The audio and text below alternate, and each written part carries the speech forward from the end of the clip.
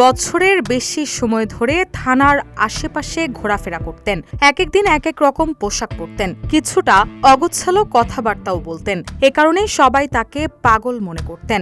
আসলে তিনি পাগল নন, সেই মানুষটি ঠান্ডা মাথার খুনি, যে কিনা এক বৃদ্ধা, এক নারী, এক কিশোরী সহ 7 মাসে 6 জনকে শ্বাসরোধে হত্যা করে 3টি লাশ আগুনে পুড়িয়ে দেন। ঢাকার সাভারে একের পর এক এমন হত্যাকাণ্ডের নেপথ্যের চাঞ্চল্যকর এসব তথ্য বেরিয়ে এসেছে পুলিশের তদন্তে। প্রাথমিক জিজ্ঞাসাবাদে এসব হত্যার সঙ্গে নিজের জড়িত থাকার কথা স্বীকার করেছেন গ্রেপ্তার সম্রাট। এরই মধ্যে তাকে 10 দিনের রিমান্ড চেয়ে আদালতে সোপর্দ করে পুলিশ। 19 জানুয়ারি সাভার থানা চত্বরে আয়োজিত এক সংবাদ সম্মেলনে ঢাকার অতিরিক্ত পুলিশ সুপার আরফাতুল ইসলাম এসব তথ্য জানান। এর আগে গত 18 জানুয়ারি বিকেলে সাভার থানার সামনে থেকে সম্রাটকে আটক করে পুলিশ। গ্রেপ্তার মশিউর রহমান খান ওরফে সম্রাট সাভার পৌর এলাকার ব্যাংক কলোনি মহল্লার মৃত সালামের ছেলে। পুলিশ জানায়, প্রাথমিক তদন্তের তথ্য অনুযায়ী সম্রাট প্রথম খুন করেন 2025 সালের 4 জুলাই। ওই দিন রাতে সাভার মডেল মসজিদের সামনে আসমা বেগম নামে এক বৃদ্ধাকে শ্বাসরোধ করে হত্যা করেন।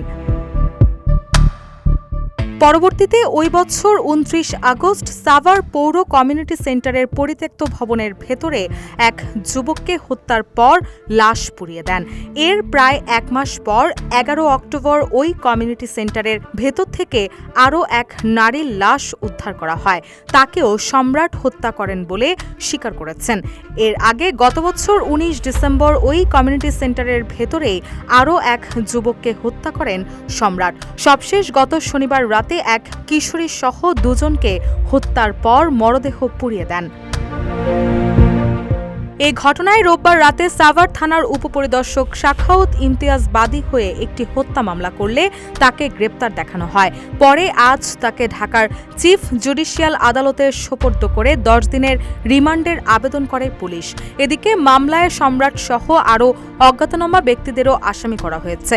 পুলিশ জানায়, ওই কমিউনিটি সেন্টার থেকে গত বছরের আগস্ট থেকে চলতি জানুয়ারি পর্যন্ত 5টি লাশ উদ্ধার করা হয়েছে। অতিরিক্ত পুলিশ সুপার আরফাতুল ইসলাম আরও বলেন, সম্রাট পাগলের মতো আচরণ করলেও তিনি পাগল নন।